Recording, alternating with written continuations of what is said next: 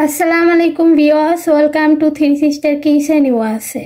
আমার recipe chicken কিমা কাবাব। এখানে 1 KG chicken কিমা নিয়েছি।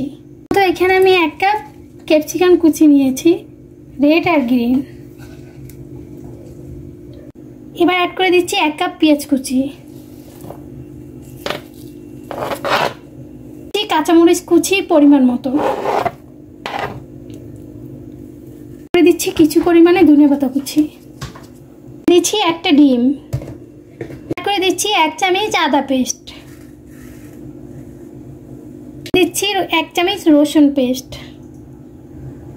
করে দিচ্ছি 1 চামচ জিরের গুঁড়ি, দিয়ে দিচ্ছি পরিমাণ মতো লবণ, করে দিচ্ছি 1 চামচ মরিচের গুঁড়ো। এই সবগুলো উপকরণ একসাথে মেখে নেব।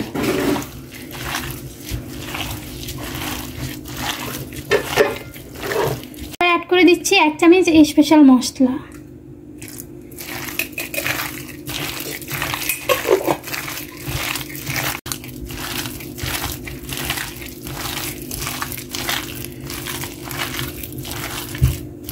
আমি 1 ঘন্টার জন্য ম্যারিনেশন করে রেখে দেব।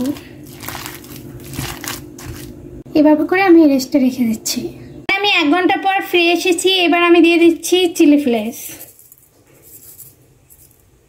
এবার অ্যাড করে দিচ্ছি 1/2 চামচ গোলমরিচ।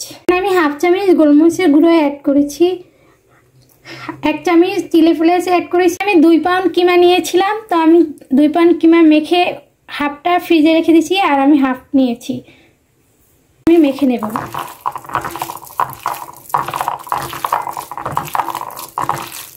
দেন আমার মেখে নেওয়া শেষ। আপনারা চাইলে সব কিছু একসাথে ম্যারিনেশন করে রেখে দিতে পারেন 1 ঘন্টার জন্য। এবার আমি ভেজে নেব। চুলাতে একটা প্যান বসিয়ে দিয়েছি। এবার আমি দিয়ে দিচ্ছি পরিমাণ মতো তেল। দেন আমি কাবাবগুলো ভেজে নেওয়ার জন্য আমি কাবাবের শেপ দিচ্ছি।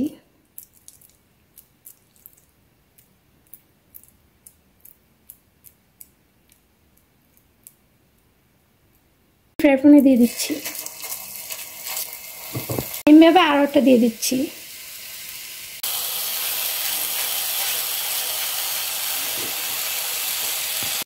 আমি সেমভাবে এক করে সবগুলো কাবাব দিয়ে দিয়েছি। এবার আমি ঘুরিয়ে দিচ্ছি।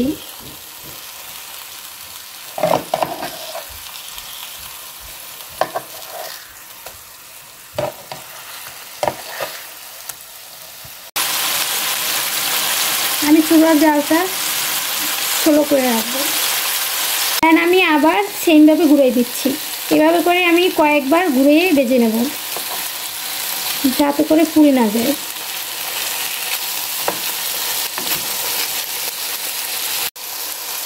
দেন আমার সবগুলো কাবাব হয়ে গিয়েছে। এবার আমি উঠে নিচ্ছি।